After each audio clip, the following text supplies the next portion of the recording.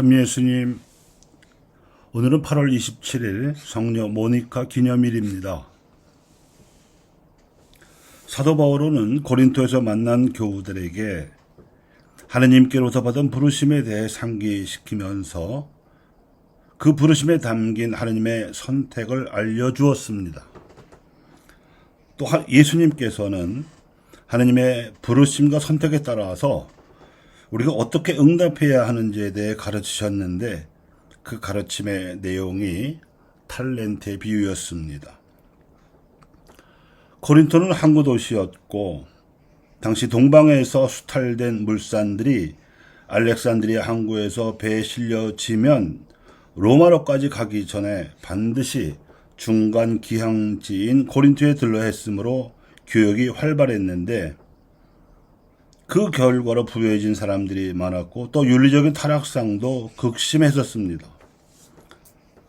따라서 사도 바울은 지혜롭다고 자부하거나 유력하다거나 좋은 가문 출신의 부유한 고린토인들에게는 선교를 포기하다시피 하고는 배우지도 못하고 내세울 것도 없고 가문도 초라한 고린토인들을 찾아 나섰습니다.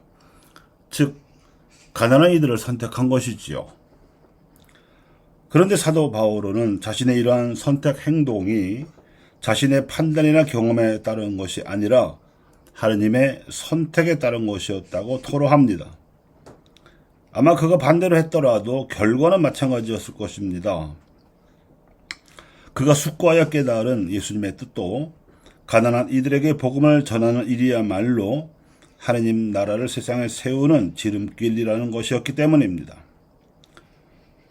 19세기 이래로 가톨릭 교회가 공식적으로 천명한 가난한 이들을 위한 선택은 예수님께서 공식적으로 밝혀주신 하느님의 계시입니다.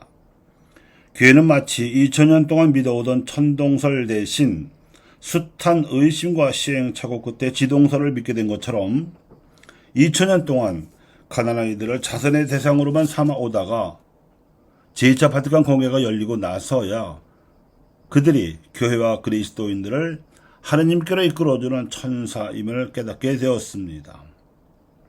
그리고 가난한 이들의 사회적 처지를 기준으로 법률과 정책을 개선하는 것이 인도적인 문명사회를 이룩하는 모범 답안이라는 것도 알게 되었습니다. 교회가 2000년 만에 비로소 알아들은 이 계시 진리를 이 복음화 제3000년기에 제대로 실천할 수 있게 되었다고 요한 바오로 2세 교황님께서는 그리스도인들을 격려해 주셨습니다. 예수님께서 이미 비유로 일깨워 주신 지혜, 즉 탈렌트의 비유를 사도 바오로는 일찌감치 자신의 사도적 생활과 선교 활동으로 응답하였습니다.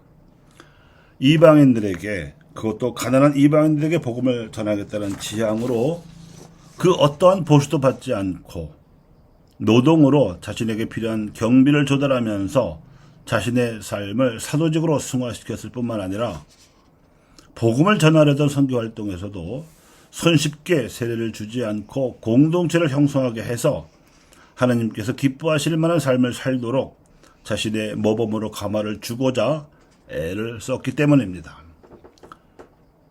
그가 체험한 그리스도의 부활은 신비적인 것이 아니라 이렇듯 실제적인 십자가 체험 속에서 이룩된 것이었습니다. 그는 이를테면 5탈렌트를 받아서 10탈렌트로 늘린 사도입니다. 오늘날 우리 그리스도인들과 우리 교회 역시 오늘 미사에서 들려오는 말씀의 도전과 사도 바울의 응답 그리고 예수님의 비유 가르침에서 배우는 바가 큽니다. 오늘날 한국교회는 보편교회의 주목과 여망을 받고 있는 잘 나가는 교회입니다. 하지만 지난 2014년에 방한하신 프란치스코 교황님께서 간곡하게 충고하셨듯이 모든 분야에서 좋은 여건을 이룩했음에도 불구하고 한 가지 부족한 것이 있습니다.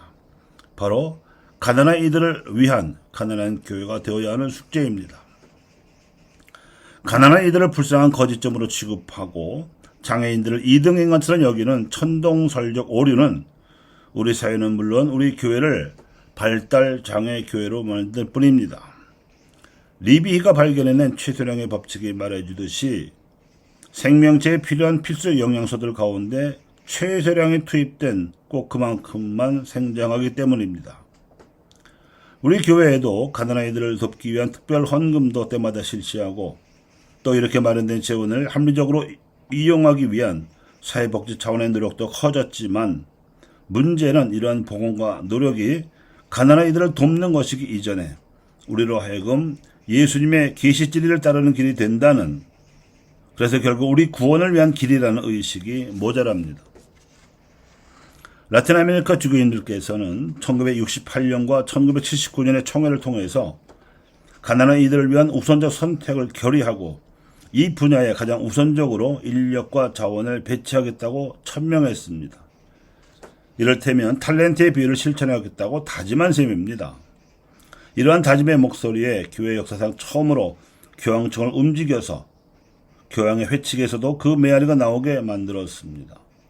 오늘날 가톨릭 사회규례의 기본 원리로서 인간 존엄성의 버금가는 명제로 가난한 이들을 위한 우선적 선택이 확고하게 자리 잡게 된 배경이 이것입니다. 이 명제는 모든 사람이 하느님을 닮도록 창조되었으므로 존엄한 존재라는 인간 존엄성 원리에 따라서 모든 재화는 이를 창조하신 하느님의 것이므로 그분의 뜻에 따라 보편적으로 사용되고 분배되어야 한다는 재화의 보편성 원리를 발견한 데 따라 나오게 된 것입니다.